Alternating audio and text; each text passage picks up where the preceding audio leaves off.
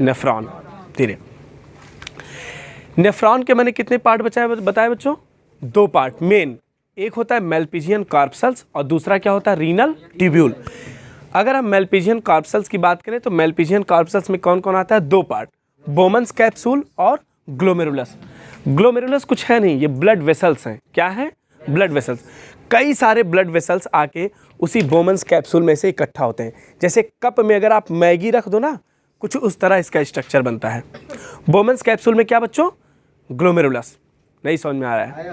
Bowman's capsule में क्या आता है? ग्लोमेरुलस। फिर क्या होता है? ये बोमन्स कैप्सूल आगे चल के क्या बनाते हैं? Renal tubule. क्या बनाते हैं? Renal tubule. रीनल ट्यूब्यूल में कितने ट्यूब्यूल मैंने बताए? 3। कौन कौन सा? पहला पीसीटी, इसी को क्या नाम दिया बच्चों? PCT, proximal convoluted tubule. दूसरा हेनलेज लूप और तीसरा डिस्टल कन्वोल्यूटेड ट्यूब्यूल। ये बात समझ में आ रहा है कि नहीं आ रहा है? दिमाग में बैठ रहा है कि नहीं बैठ रहा है? तो कितने पार्ट हुए? 2 पार्ट हुए उसके। बताओ, खुल के बताओ। 2 पार्ट कौन कौन से? मेलपिजियन ट्यूब्यूल और रीनल। हाँ, मेलपिजियन कॉर्पसल्स और रीनल ट्यूब्यूल।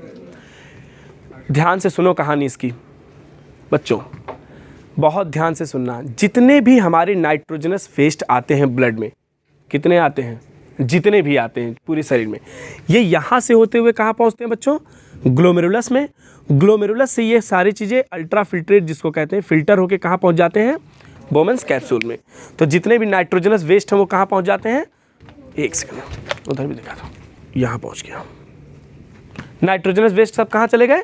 बोमन्स कैप्सूल में, फिल्टर होके। समझ में आ रहा है? और फिर उसके बाद इसका क्या है, अल्ट्रा फिल्ट्रेशन का क्या नियम है वो आगे हम बताएंगे आपको। ये सारा चीज़ फिल्टर होके यूरिन बन के पास आउट हो जाता है।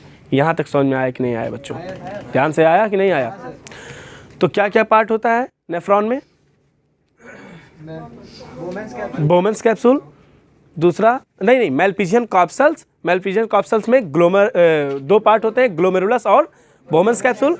और रीनल ट्यूब्यूल में कौन कौन सा? PCT, proximal convoluted tubule, Henle's loop and distal convoluted tubule. बात समझ में आया? यहाँ से पूरा यूरिन बन के कहाँ हो जाता है? पहुँच जाता है कलेक्टिंग डक्ट में। कई सारे ऐसे नेफ्रॉन, लाखों की संख्या में। कितनी संख्या में? एक किडनी में लाखों की संख्या में क्या पाए जाते हैं बच्चों? नेफ्रॉन। और ये नेफ्रॉन कहाँ पहुँच जाते हैं? सीधे बच्चों कलेक्टिंग डक्ट। कलेक्टिंग डक्ट तो देखो मैंने कई पार्ट में बताया है, कई जगहों से आता है, कलेक्ट होता है, फिर ये कहाँ पहुँच जाता है? यूरेटर से बाहर। बात समझ में आया यहाँ तक? कोई दिक्कत? नोट कर लो इसको, बंद कर दो।